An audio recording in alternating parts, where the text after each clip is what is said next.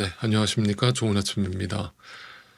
우리가 이 사사기를 계속 묵상하다 보니까 자꾸 힘든 얘기를 할 수밖에 없는데 혹시라도 들으시면서 지치지 않으실까 좀 염려도 되고 또 불편해 하시지는 않을까라는 생각이 듭니다만 분명 그것을 통해서 하나님께서 우리에게 주시는 메시지가 분명하다라고 확신하기 때문에 이 말씀을 통해서 우리 자신을 좀 더 진실되게 좀 더 정직하게 들여다보는 시간으로 삼으실 수 있게 되기를 또한 중보하는 마음으로 하나님 말씀을 계속 전합니다.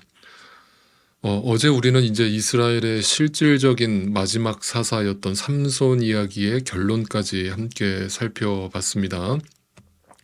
평소 여러분이 알고 계시던 삼손 이야기와 조금 다르기 때문에 되게 힘드셨을 거라는 생각도 들고 잘 이해하시기를 또한 바랍니다. 자, 오늘 이제 그 이후의 이야기, 삼손 이후의 이야기가 오늘 이제 등장하게 되는데 다시 말씀드리지만 삼손 이후라고 하더라도 이스라엘의 상황은 호전되는 것이 아니라 계속 안 좋아지고 있다라고 생각하시면서 이 사사기를 마저 읽으시면 좋겠습니다. 이스라엘은 점점 더 깊은 영적 암흑기로 들어가고 있습니다. 그래서 이제 오늘 본문 17장에서 한 가정의 이야기가 등장을 하게 되는데 그 한 가정의 이야기를 통해서 당시 이스라엘이 처해 있던 그 어떤 영적 상태를 우리가 확인해 볼 수 있게 됩니다. 어떤 이야기가 펼쳐지는지 말씀 속으로 들어가 보겠습니다.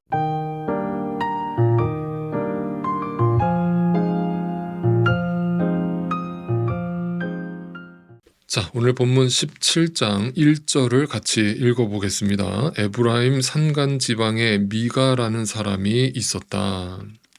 삼손이 죽은 이후에 성경의 카메라가 느닷없이 에브라임 산간 지역으로 옮겨갑니다. 그리고 그곳에 살고 있던 미가라고 하는 한 사람의 가정을 비춰줍니다. 그리고 그 안에서 벌어지는 어떤 일련의 사건들을 소개해 주는데, 자, 2절을 보겠습니다. 그가 어머니에게 말하였다. 누군가가 은돈 1,100냥을 훔쳐갔을 때에 어머니는 그 훔친 사람을 저주하셨습니다. 나도 이 귀로 직접 들었습니다. 보십시오. 그 은돈이 여기 있습니다. 바로 내가 그것을 가져갔습니다. 그러자 그의 어머니는 도리어 이렇게 말하였다. 얘야, 주님께서 너에게 복 주시기를 바란다. 자, 조금 이해하기 어려운 이야기가 등장을 하는데 정리를 해본다면 이런 내용이죠. 미가라고 하는 사람의 어머니가 어느 날 자신의 은돈 1,100냥을 잃어버린 겁니다. 이거를 이제 정확한 돈으로 환산하기는 어렵겠지만 하여튼 굉장히 큰 돈이라고 생각하시면 됩니다. 그러니까 당연히 이 돈을 훔쳐간 사람을 생각하면서 어떤 말이 나오겠어요? 좋은 말이 나오지 않겠죠. 그러니까 이 어머니가 화가 나가지고 저주의 말을 내뱉었습니다. 한마디로 뭐 이런 거죠. 뭐 가다가 벼락이나 맞아라 뭐 이런 식으로 저주의 말을 했을 겁니다. 그런데 이제 그 말을 아들이었던 미가가 이제 옆에서 다 들었던 모양입니다. 그런데 이제 그 범인이 누구였습니까? 네, 바로 그 아들 미가가 훔쳐갔던 것이죠. 그러니까 갑자기 어떤 이유인지는 모르겠지만 이 미가가 자백을 하면서 어머니 그 돈 사실은 제가 가져갔습니다라고 이실직고를 해요. 그랬더니 이제 갑자기 막 화가 나서 저주를 퍼붓던 그 어머니가 태도를 싹 바꾸면서 느닷없이 그 미가를 축복하고 있는 모양이죠. 그것이 끝이 아닙니다. 3절을 보죠. 그는 은돈 1,100냥을 어머니에게 내놓았다. 그러자 그의 어머니가 말하였다. 나의 아들이 저주를 받지 않도록 이 은돈을 주님께 거룩하게 구별하여 바치겠다. 이 돈을 은을 입힌 목상을 만드는 데 쓰도록 하겠다. 그러니 이 은돈을 너에게 다시 돌려주마. 4절 그러나 미가는 그 돈을 어머니에게 돌려주었다. 그의 어머니가 은돈 200냥을 은장이에게 주어 조각한 목상에 은을 입힌 우상을 만들게 하였는데 그것을 미가의 집에 놓아두었다. 5절 미가라는 이 사람은 개인 신당을 가지고 있었다. 에봇과 드라빈 신상도 만들고 자기 아들 가운데서 하나를 제사장으로 삼았다. 자, 이게 무슨 황당한 이야기가 펼쳐지는지 들어보시죠. 은돈 1100냥 중에서 200냥을 떼어가지고 뭘 만들었다는 거예요? 네, 우상을 만들었습니다. 그리고 그것을 자신의 집에다가 두었습니다. 자, 아주 잘 보이는 곳에다 두었겠죠. 그뿐 아니라 에봇과 드라빔까지 만들었습니다. 자, 에봇이 여러분 그 앞에서 뭐라고 했습니까? 기드온 이야기에서 등장했던 거 여러분 기억하십니까? 네, 기드온이 좋은 취지에서 좋은 목적으로 그 에봇, 제사장의 옷이죠. 그것을 만들었는데 그것이 결국은 우상이 되었던 것을 우리가 앞에서 봤죠. 네, 그런데 지금 이 미가 가정에서도 똑같이 그 에봇을 만들어서 그것을 우상화하고 있는 장면이 보여지죠. 그리고 나서 드라빔이 나오죠. 드라빔은 또 뭡니까? 창세기에서 등장하는데 라헬의 아버지 라반의 집에서 도망칠 때에 그 라반의 집에서 훔쳐가지고 나왔던 우상을 말하는데, 이것은 당시 고대 사회 속에서 모든 가정들 가운데 가지고 있었던 일종의 가정의 수호신이라고 생각하시면 되겠습니다. 자, 그게 또 끝이 아니라 그리고서는 그 신당을 만들어 놓고 그 신당을 섬길 제사장이 필요하잖아요. 그러니까 자기 아들 가운데 한 명을 세워서 그 신당을 섬기게 합니다. 자, 여러분, 당시에 이스라엘 제사장은 그냥 임명장 하나 던져주면 세워지는 게 아니죠. 하나님께서 친히 세우셔야 되고, 그리고 분명히 레위 지파 중에서만 세워야 하죠. 그런데 이런 거 다 무시해버리고 자신의 아들에게 제사장을 임명해 버린 겁니다. 이건 뭐 한마디로 뭐 규칙도 없고 법도 없고 한마디로 하나님은 안중에도 없는 겁니다. 오직 자기 자식과 자기 가정이 복받을 생각만 하고 있는 것이죠. 그러니까 미가의 어머니가 이렇게까지 하는 이유가 뭡니까? 이유는 단 한 가지죠. 자신의 아들이 자신의 돈을 훔쳤잖아요. 그러니까 이거는 남의 것을 도둑질한 것이니까 당시에 10계명을 어긴 것이 되는 거죠. 그러니까 10계명을 어기면 어떻게 되는 거예요? 당시 구약에서는 네, 저주를 받거나 죽어야 되는 거예요.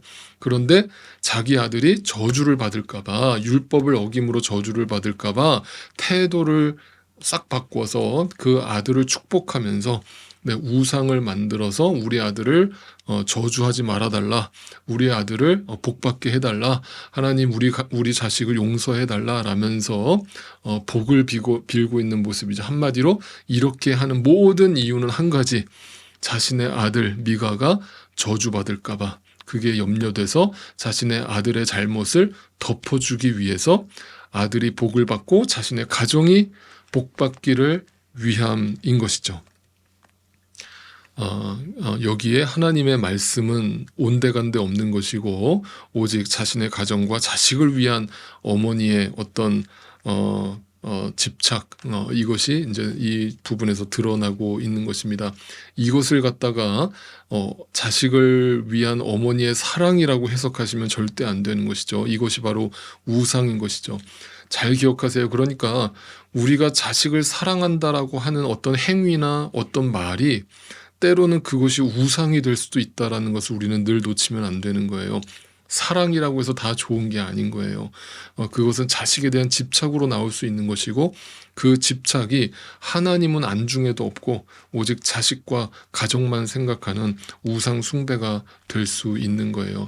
그래서 이러한 미가의 가정에서 벌어진 사건을 성경이 이렇게 평가하는 겁니다. 이것은 저의 평가가 아니라 하나님의 평가고 성경의 평가예요. 자, 6절입니다.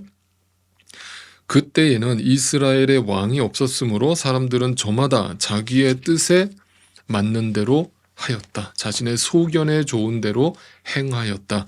이게 바로 성경의 평가입니다. 이게 무슨 뜻인지 분명히 아시겠죠?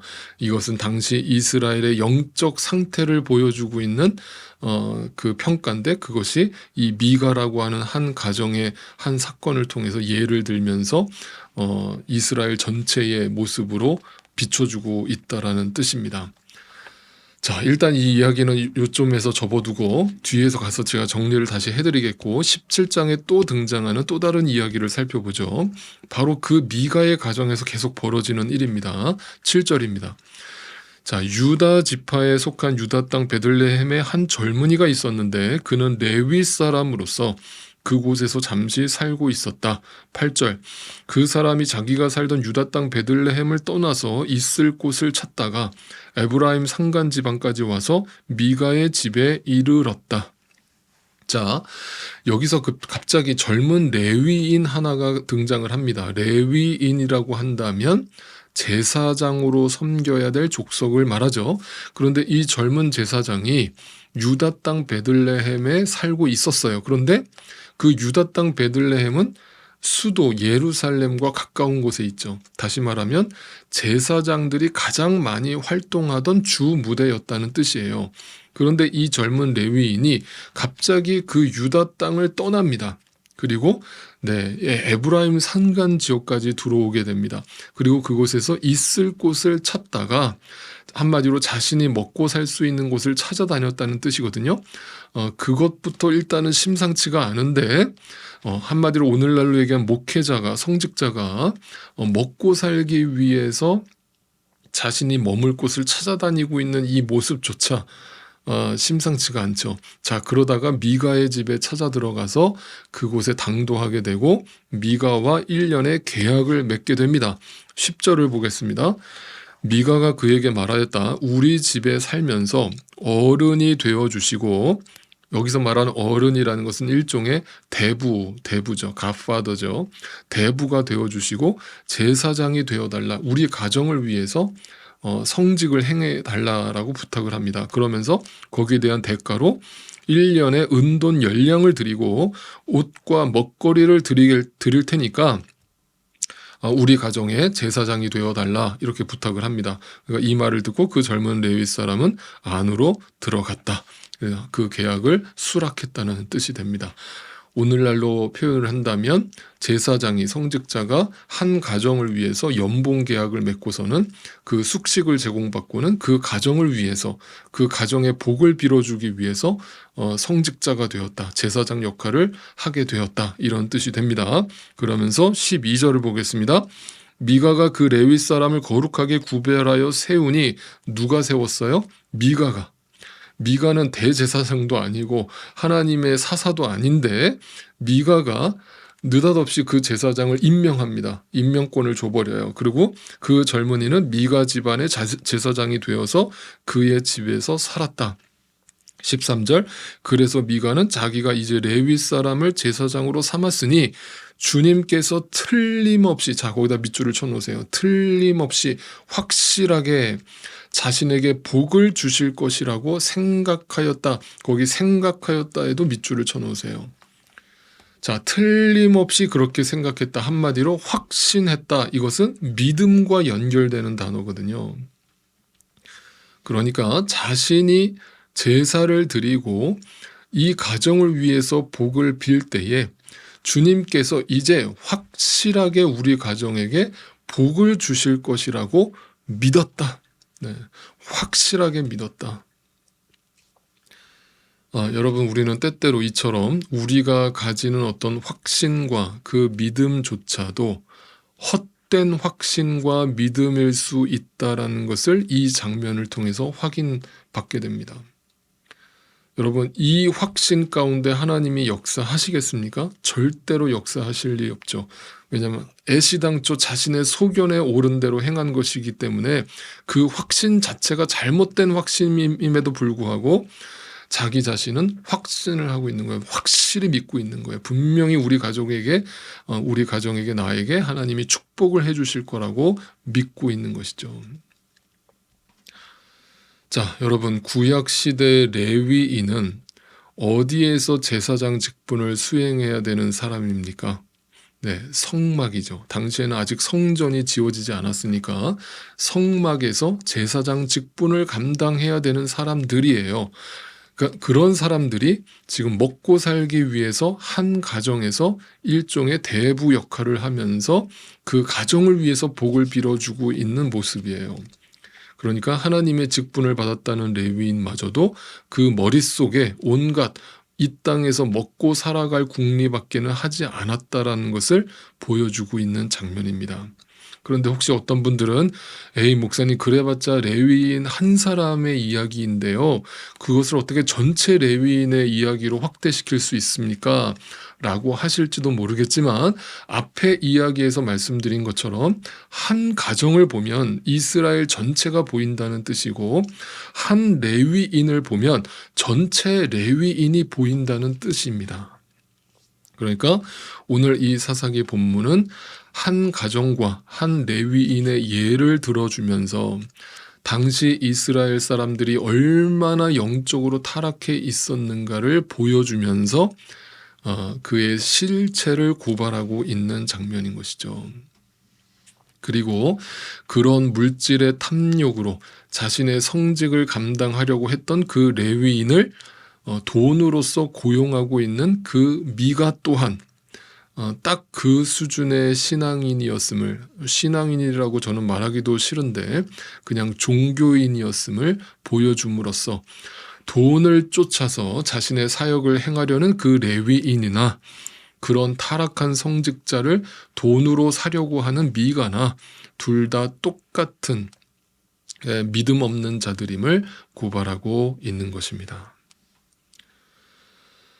오늘 이야기를 또 정리해 드립니다. 미가라고 하는 한 가정의 어머니는 하나님의 율법과 그 규칙과 그 하나님의 뜻에는 전혀 관심 없고 말씀에는 관심 없고 오직 돈과 자기 자식과 자기 자신의 가정의 행복과 그 번영에만 관심을 가지고 온갖 우상을 만들어서 복을 달라고만 기도하고 있습니다.